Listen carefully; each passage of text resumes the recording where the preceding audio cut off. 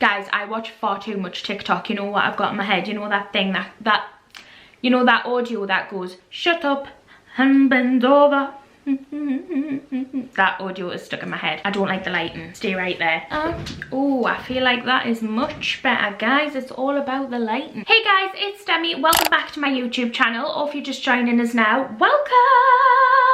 So for today's video, I have a super duper exciting video. I seen my friend Fabulous Hannah do this video not long ago, and I made note of it the time she filmed it, and I was like, I am going to do my version of that video, but I never actually got around to filming the video, and I thought today would be the perfect day to refilm. To refilm?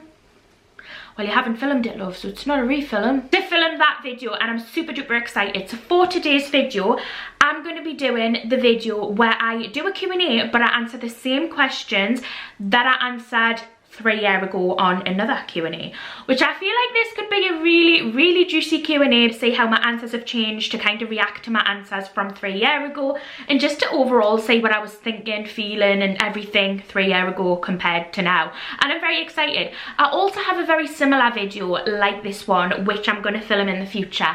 Basically, when I was 20, I did a video on my YouTube channel, which is private, so you can't see it, called Dear 25-Year-Old Me. And I basically spoke to myself in the future as a 25-year-old, and I'm now a 25-year-old. And I haven't rewatched that video back in quite a while because I wanted to keep it until I was 25 so I could have like a raw reaction to it. But I feel like I wanted to do this Q&A, which was from 3 years ago first. But if you would like us to react to my Dear 25-Year-Old Me video on a video, then let us know and I can do that as well, because yeah, that was from 5 years ago. It was quite a long time. But anyway, so Q&A that I'm going to be like redoing is I'm going on my playlist there. Okay, so it's Q&As, and it was from 3 years ago. Does it say the date? Maybe. Okay, so it hasn't got a date on it. Oh yeah, 2018, the 27th of April. 18, 19, 20, 21. Yeah, so it's over 3 years old, this Q&A, and I've called it Pregnancy Scares, Losing My Virginity, Juicy Q&A. And the thumbnail is like this pink one. I have the Q&A playing on the screen now for you as well, and then I'm also going to be watching it back myself. I've not watched this probably since it was uploaded. I have not watched this in a long time, and then I'm just going to be answering the same questions and reacting to my old questions. As you might not be able to tell by the title if I end up clickbaiting it, I am actually going to be doing a Q&A for love a bit of clickbait. I asked you over on my Instagram, which if you're not following, why not? Why are you not following? Why are you not following? Instagram, go over and follow me on Instagram, because I think you should actually go and follow us. So, and if I'm going to do a Q&A, that's more or less where I'll probably ask for the questions. True. So yeah, I asked over on my Instagram for some questions for a Q&A, but I said to you that I wasn't going to answer basic questions. No. They needed to be nitty gritty. They needed to be personal. You needed to touch the personal spot. Oh. And you did. I've got so many questions, and I've selected my favourites, and I'm just going to answer them for you. So, can I just say, I'm wearing like a bright pink top, which is fine. I've got a little gold choker on. My hair looks like quite long, but it looks like blonde in it. But then tassel earrings are giving us Pat Butcher vibes. Don't know why I wore them, but nonetheless. Yeah, without further rat-a-tat-tat. Oh, rat-a-tat-tat. So the first question is from Kaylee Candidate, and she asked me, where would you like to be in 5 years? Now, I know this isn't like a really juicy question, but I did actually want to answer this question because I think it would be interesting to reflect back on this video and see if I'm actually where I'd like to be. 3 years later. I'm 20 years old now, so in 5 years' time, I would be 26 years old. When I'm 26 years old, I would honestly like to be in a career that I would say is like a lifetime career. So whether I'm doing YouTube full time or whether I'm doing something else, I would like to be in the career that I would feel is my lifetime career and the career that I'm going to be doing for the majority of my life. I would like to be married at that point as well. So I am engaged, obviously. If you haven't seen mine and Sean's engagement video, I will link it below. One proposed to me at the beginning of this year, so I would think in 5 years' time I would like to be married. Okay. I don't know if I'd want to have kids at that point. No. Be pregnant with my first child, but I think to say that I've had kids would be a bit extreme. Can't Demi! Whatever happens, happens. So, that's shocking. I can't believe I said I wanted to be pregnant with my first child. I can't ever remember. I think I said that to fit in, you know, because I went through a stage in my life where I was really like a bit embarrassed about the fact that I wasn't really like maternal, or hadn't really had any maternal thoughts, and you know, I had no interest in children. So I think for a period of time I did say things about children to fit in, especially on YouTube. I probably said, yeah, I want to have kids and that, when I think I've made it clear over the last few years that it's definitely not something that's on my life plan at the moment.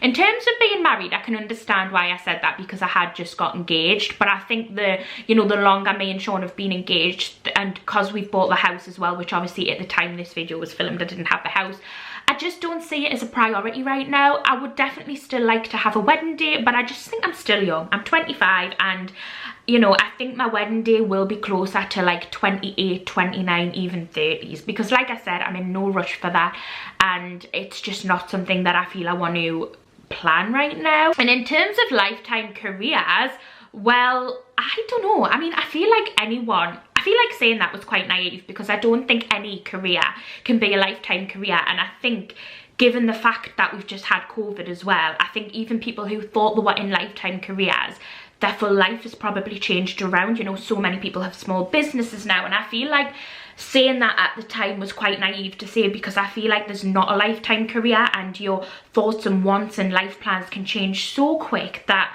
you know, I feel like as long as you're doing something you're happy with doing at that current time, then that's the best place for you at that time. And I definitely have my love-hate relationship with doing social media, but overall I'm incredibly lucky, and I love this job so much. So from it being a lifetime career, well, you could argue that it might not be, but for being a career that right now I'm very happy in and I love it, then that's definitely something that I've ticked off the box. And talking about where I want to be in the next 5 years, which would be, you know, when I'm 30-year-old, honestly, I feel like I would just like to be happy. I would just like to be happy in whatever stage in life I'm in, and whether that is, you know, living here still, whether that's living somewhere else, or whether that is in this job, a different job. Like, I don't like to plan too much ahead, because I feel like, you know, COVID has definitely taught us, if anything, that you can't plan too much ahead, because sometimes life is just out of your control, and sometimes you do not actually have a say in what happens in life. So I feel, with that being said, I don't like to answer them questions anymore, because I feel like you just don't know where you're going to be next week, never mind next year. We could be in another global lockdown. I mean, I hope we're not, but we could be. So I feel like it's really hard to answer them questions these days, because I feel like life can just sometimes throw you rocks that you never expected. My ultimate goal though would be to be doing YouTube full time, because I haven't really got a passion for anything else, and I don't know what other avenue I would want to go down which would be suitable for a full-time job. So I'm not really sure in terms of that. So if I was doing YouTube full time, that would just be amazing. Number 2 is, well, Demi, 3 years ago you are doing YouTube full time, and you've been doing it full time for nearly 3 years. So you must have literally, not long after filming that Q&A, decided to leave your job and do it full time. And it's been amazing. It's been a whirlwind of 3 years. You've had amazing experiences, amazing events, met some amazing people. But overall, I think you just need to take this moment to like really appreciate how you actually achieved that goal, because, you know, 3 years ago that was something you were talking about and dreaming about and going to bed wanting more than anything. And now that you have it, I feel like sometimes I do take it for granted. I really do. And I don't realise how much I wanted it, and the fact that I have it is like, wow. It's a real moment where I'm just like, this is everything I dreamed of, hoped of and wanted for so long. And yeah, it's crazy. That's madness, love. Right, next question. It's Ashley, and she asked me how long have I been with Sean. Me and Sean have been together 6 years on November the 14th this year. On November the 14th this year, me and Sean have been together 9 years, which is crazy, like nearly a decade. And we've been together for 6 years. So I met Sean when I was 16 and he was 17 when we met. Number 3 is from Olivia Perslow. Okay. The most embarrassing boy moment in school. There was a lot, because I fancied a lot of people and nobody ever fancied me back. There was a lot lot of embarrassing So true. There was this one moment though, I'm not going to mention the boy's name because I'm actually, well, I'm not close to him anymore, but I used to be really close to this one particular boy in school. We were sitting in science and he was kind of like flirting. I know what I'm going to say. He wasn't really flirting, he didn't really fancy us. He did. He was kind of flirting. He was flirting. And he was fiddling on with my bra strap at the back and he ended up undoing my bra strap. Yeah. Oh. And I've always had big tits. I was traumatized. And I was just like, yeah, it was really embarrassing and I always remember it. And he probably can't remember it, but it involves tits, so maybe he does. I don't know. But yeah, that was really embarrassing. And I remember at the time I was absolutely mortified trying to like fasten my bra back together. That was funny, that. But yeah, that was probably the most embarrassing. Yeah, that is. I haven't really, obviously I'm not in school now, so I haven't got another one. It's from Leah Bransby. Quite a few people asked this question. It's not very juicy, but I thought we'd answer it in anyway. And she asked me, would you ever do a meetup in Newcastle? So if you don't know, I am from Newcastle upon Tyne. And to be honest, I would love to do a meetup, but I'm just worried that people wouldn't come. Because I don't want to just do one on the street, so I don't know where I would do one. But yeah, if people keep asking, then I definitely will try and arrange something so that I can meet you, because I would absolutely love to do one.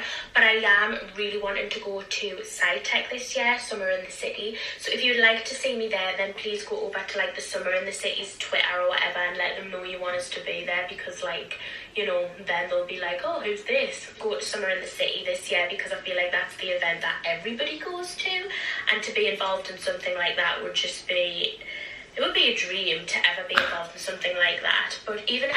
Okay, so to answer the question now, I have done meetups in Newcastle. I actually have had 2 which I planned myself. I did one in Wetherspoons, which was amazing. So many people came. And then I did a one like outside Primark, and we met and had coffee and stuff like that. And it was so good, so chill. And it was honestly just a really lovely day. I got to meet people who obviously follow us, which is always lovely, because I feel like the people who follow us a lot of the time are interested in what I'm interested in, and we always seem to get on really well as people. So yeah, I had a really amazing time with both of them, but I've only ever done 2. And I have done some in London. So I did have my own meet and greet at Summer in the City, which I was talking about there, saying how it would be a dream. So the year that this was filmed, I didn't actually get invited, but the year after I did get invited, and I went in. Honestly, it was one of my favorite events. I don't love going to conventions and events and stuff like that, but going to Summer in the City as a creator was one of the most amazing experiences of my life, not gonna lie. I thought it was great. I probably wouldn't go back, because overall I don't think the full convention thing is for me, but to have experienced it and to have been on the lineup and to have done a meetup was amazing. And it actually all got filmed for a BBC show. What was it called? Let me have a look. It was the BBC, it was BBC Inside Out Northeastern Cumbria. So they actually filmed it all, and I have it on a reel on my Instagram. So I will leave the link to it below if you want to see what my experience was like at Summer in the City, because it was amazing and I loved it a lot. But yeah, that was quite a good question. It's good to reflect. This is a good video because not only can I answer and react to questions, but I can also like reflect as well. It's a good self-reflect afternoon, which is what I needed. Get invited to go. I might still just buy tickets because I just really want to be there. Number 5 is from Sarah Sampson. Sorry, that's the tongue twister. And she asked me, what do you love / hate about doing YouTube? I'm going to be honest, I love about doing YouTube is that it gives me an extra income.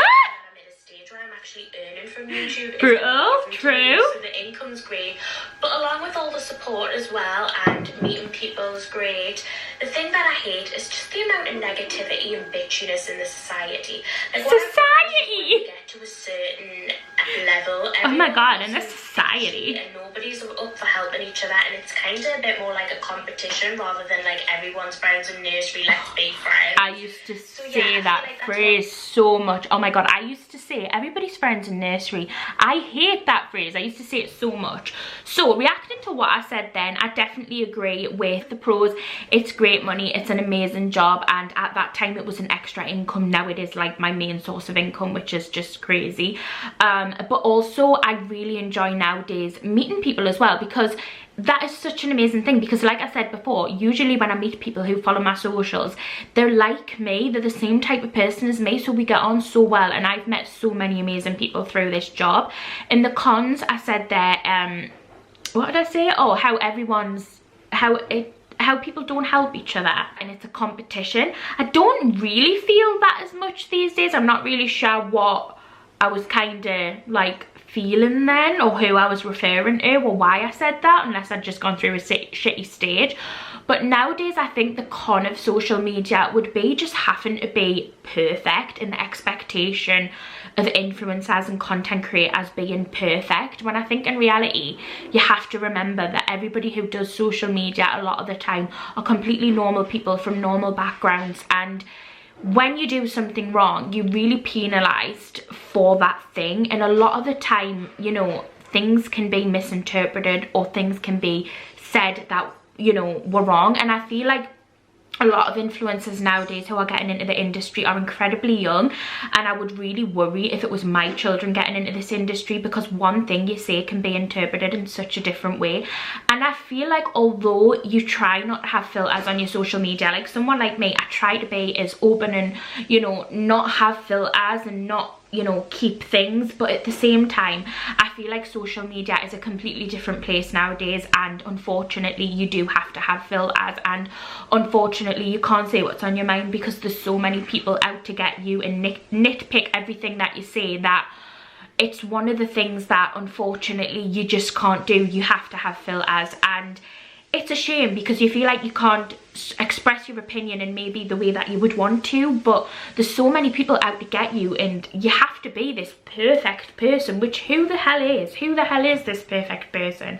But yeah, that's like the con with social media. As much as I love this job, I just feel like sometimes you can't do right for doing wrong, and there's this, and everything you do is picked apart, penalised, and, you know, really looked into, which can be hard, because when you are just a normal person living in the normal world, everything that you do is everything that you do or say, people can interpret in different ways, and it can look wrong, when in reality you didn't mean it like that at all. So I feel like that's definitely something I struggle with on social media these days, is just not being able just to come on and say what you want without people interpreting it the wrong way.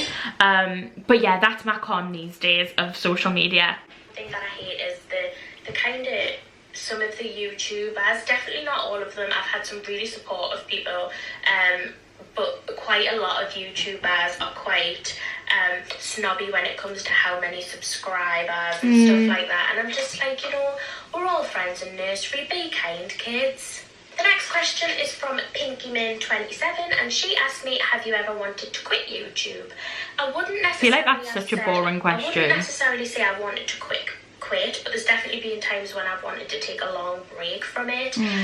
Not because of anything in particular, just sometimes hate gets to us more than other times. Sometimes it can become quite stressful, or sometimes I just feel you put a lot of effort into your videos and you don't get the response you would hope from them, and whether that's in terms of views because YouTube hasn't advertised it to people or something like that. So yeah, I do really love it, but I do feel at the same time YouTube needs to sort the website out if this is going to continue to be a career plan for people.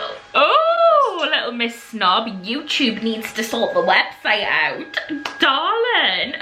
Okay, so I feel like at that stage in my life, I was really strung up on views and subscribers and stuff like that. And although it is quite a main part of the job, you know, you do have to be getting a certain amount of views, and you do have to have a certain reach of engagement for it to be a job. I'm not as bothered about it nowadays. I do the content that makes me happy, and I don't follow trends, run after trends like I used to at that point in my life. At that point on my career, I was definitely following a lot of trends, and it definitely took a strain on my mental health and wasn't great, because when you're constantly focused on numbers and you're not hitting the targets you want to hit, it doesn't do great, because you get really down, stressed, upset, and yeah, it has a really bad effect on you. So I think the mindset I'm in nowadays with YouTube, definitely so much better, because honestly I upload a video and I rarely look at the amount of views that it gets, because as long as I'm getting income each month, which you know I know that I am, I have long-term contracts with brands, but I also get decent AdSense every month as well with both my channels that I have, then honestly like views and stuff like that and the amount of subscribers I grow and stuff doesn't bother us at all, because like I've said several times, that isn't the be all and end all of making this a career, and that isn't how you can sustain this as a career long run, because you're always going to have peaks in your career where you're doing really well view wise, and then points in your career where you're maybe not doing so well. But there's so many different streams of income in this industry that I don't even think some people understand as well, like how many different streams of income that there is. So you know, getting views and subscribers is definitely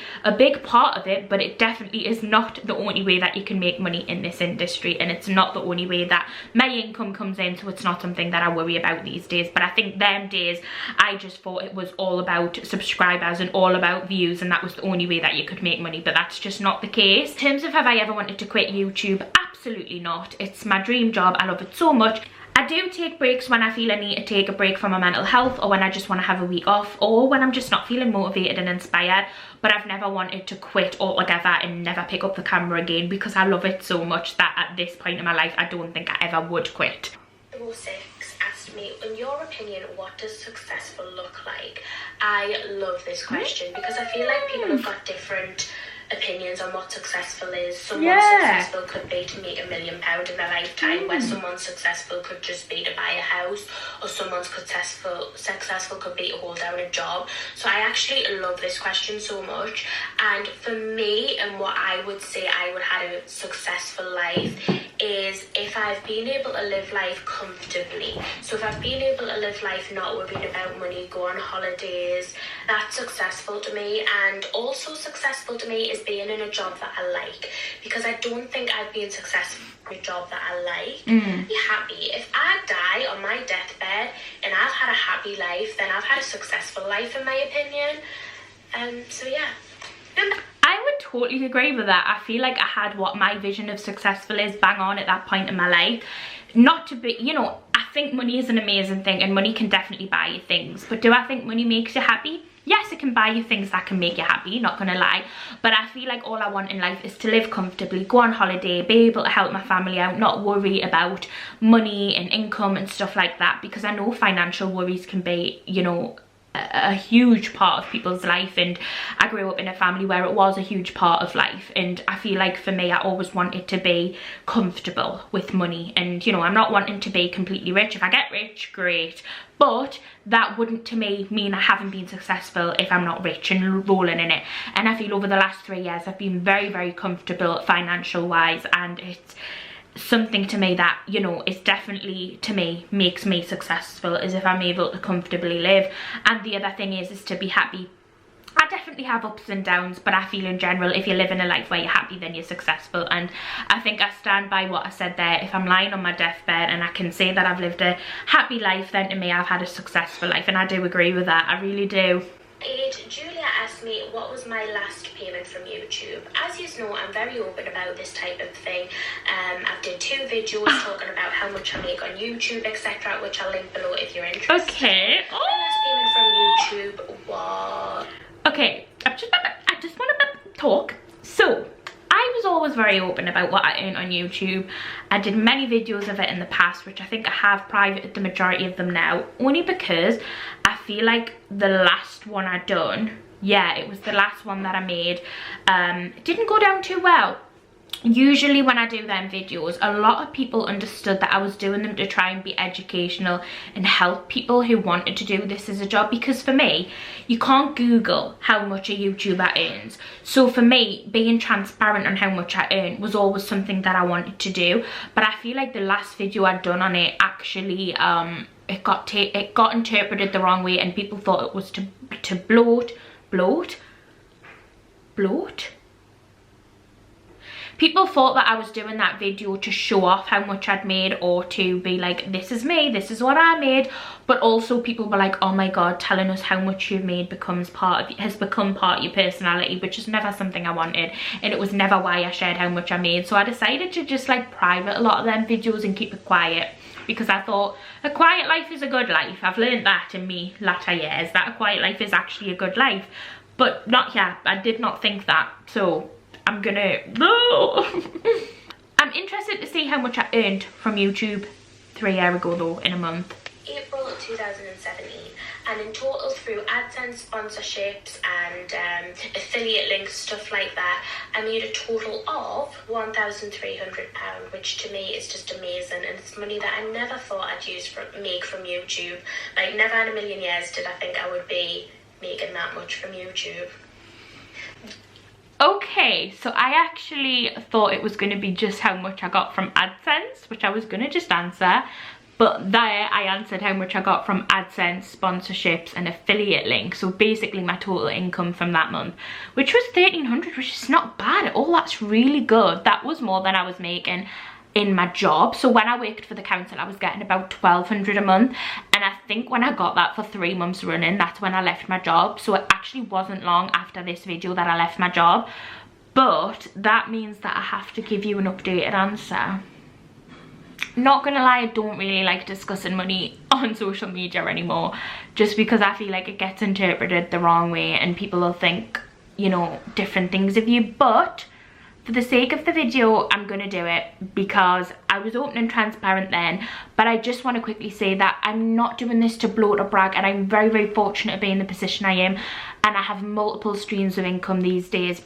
So I have 5 main streams of income these days into how I get the money that I do, and I'm very, very, very grateful for this. But yeah, okay, let's have a look at my finance book. I have an app on my phone which basically tells us all my finances. My last payment was, so the last full payment month was July 2021, because obviously we're in August now, but the full month isn't over, so it wouldn't be accurate because I haven't had the full month. Before tax, so this money does have to be taxed and everything like that, but before tax the income was £6,466. a hell of a lot of money, and I'm incredibly, incredibly grateful to be earning that type of money.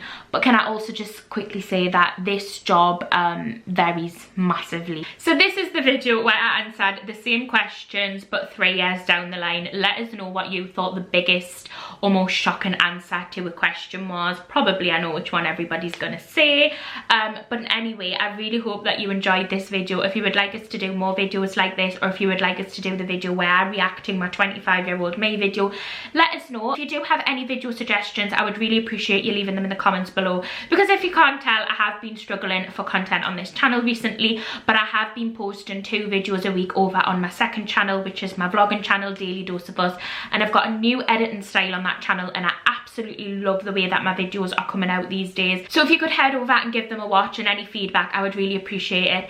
Thanks so much for watching this video. I really hope you enjoyed it, and I'll see you again soon for another one. Bye!